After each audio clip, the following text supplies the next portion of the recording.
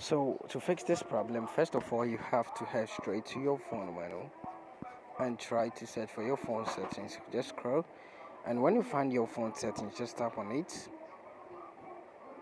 When you tap on it, what you have to do is to tap on apps and notifications. So just scroll and try to search for your apps and notification.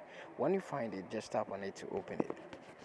After that, just wait as it's loading, and after loading, tap on see your apps.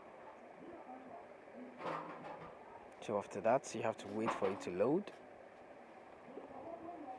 and after loading, you're going to see all your app listed alphabetically. So what you have to do is to tap on this search bar over here to search for X.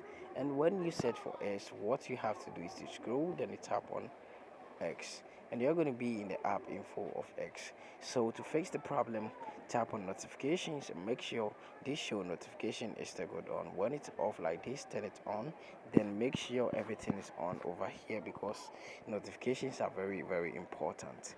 Tap on the permissions when you go back, then after that try to allow every permission over here. Sometimes it's necessary to do so.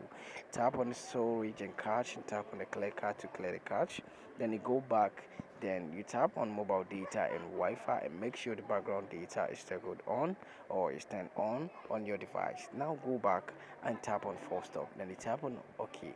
After doing this, what you have to do is to go to your Google Play Store, then after that you try to search in for X.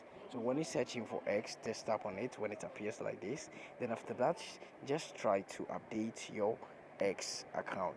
So to update it, just tap on this update over here, tap over here, and after tapping on it, you're going to get the latest version of X. So after that, try to restart or reboot your device.